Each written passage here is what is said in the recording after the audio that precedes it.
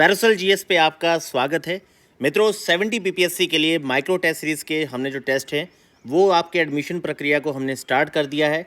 शाम तक या कल आपको पूरा इसके कई सारे सैंपल और आपको शेड्यूल मिल जाएगा। पर मैं आपको बता दूं 3 मार्च को पहला टेस्ट है और जो आपका पहला हफ्ता है 3 मार्च से लेके आपके 9 मार्च के बीच में लगभग जो आपके स्टार्टिंग के 6 टेस्ट होंगे। इसमें हमने क्या रखा है कि आप मंडे से लेके सैटरडे पूरे हफ्ते में 6 दिन टेस्ट देंगे। प्रत्येक टेस्ट में आपके 3 क्वेश्चन होंगे, 2 शॉर्ट होंगे, 1 लॉन्ग क्वेश्चन होगा। और दूसरी बात इसमें जो है कि हमारे जितने भी इसमें क्वेश्चन आपको मॉडल आंसर्स प्रोवाइड किए जाएंगे सारे आपके लेटेस्ट हैं। अभी जस्ट हमने पिछले 10 से 15 दिन में मेहनत करके अपने पैनल के साथ इसे प्रिपेयर किया है, तैयार करवाया है और लगभग इसमें आपके 6 से 7 आपके एसए के टेस्ट रहेंगे।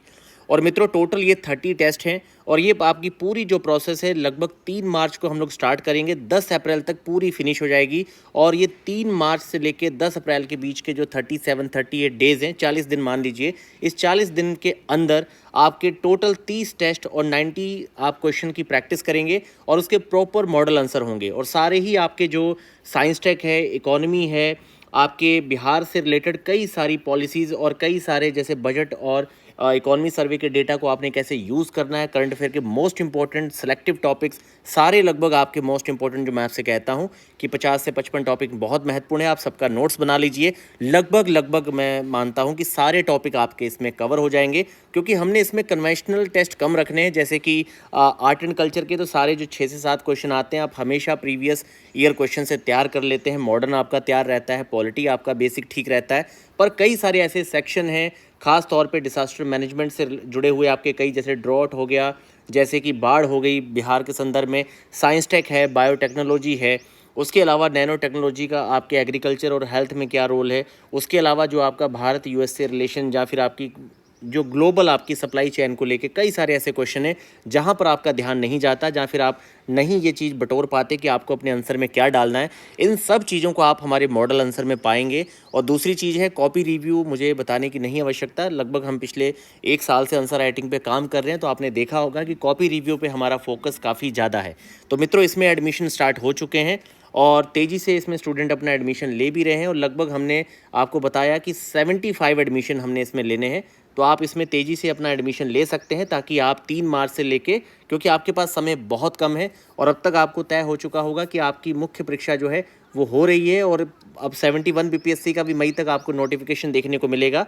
तो आप अपनी मेंस की तैयारी को अच्छी दिशा दे सकते हैं और आप एक अच्छा अपने अंदर जो आत्मबल होता है, कॉन्फिडेंस आपका बिल्डअप होगा। बाकी हमने अपने लेटेस्ट जो हमारा पैनल था जिसके मॉडल आंसर थे हमने चैनल पे अपने कई सारे शेयर किए थे। आपको कल और भी हम कई सारे मॉडल आंसर यहाँ पर शेयर करेंगे। तो ये 3 मार्च को पहला टेस्ट है तो इसमें एडमिशन ओपन हो चुके हैं। ये चीज़ मैं आपको इस वीडियो में बताना चाहता था। दूसरी बात है मित्रों कि सबसे ज़्यादा ज़रूरी यहाँ पे क्या है कि मैं मानता हूँ कि देखिए, एक इंसान अगर उसने अपने पूरे सिलेबस को बहुत अच्छे से पढ़ के अपना एक सही खाका नहीं बनाया, आंसर राइटिंग के लिए उसने काफ़ी ज़्यादा प्रैक्टिस नहीं की, तो मान के चलिए कि जब प्रेजेंटेशन जो है ना वो आपका कॉम्प्रहेंसिव एफर्ट होता है। भाई आपने पढ़ाई की है, आपने चीज़ों के संदर्भ में पासवर्ड बना रखे हैं, कुछ कोड या कुछ चीज़ें आपने याद रखी हैं। आपको पता है कि जब भी एग्रीकल्चर पे आपको प्रश्न देना है, जैसे कि मान लीजिए अगर आपको पीडीएस पे अपने प्रश्न का उत्तर देना है तो पीडीएस के संदर्भ में अपने प्रश्न का उत्तर देने के लिए आप वाधवा कमेटी की सिफारिशों को रख रहे हैं। अगर आप कृषि के विकास के बारे में लिखना चाह रहे हैं तो आपने स्वामीनाथन जी की जो आपकी रिपोर्ट थी उसमें बहुत कुछ है।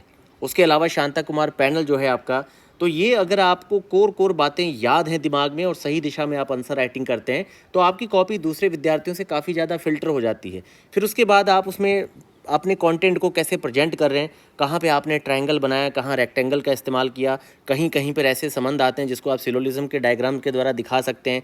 तो ये सारी चीज़ें देख के नहीं आती, जब आप लगातार लिखते हैं, अप्लाई करते हैं, क्योंकि आपने दूसरे व्यक्ति की बेस्ट कॉपी देख के आपके अंदर निखार नहीं आता।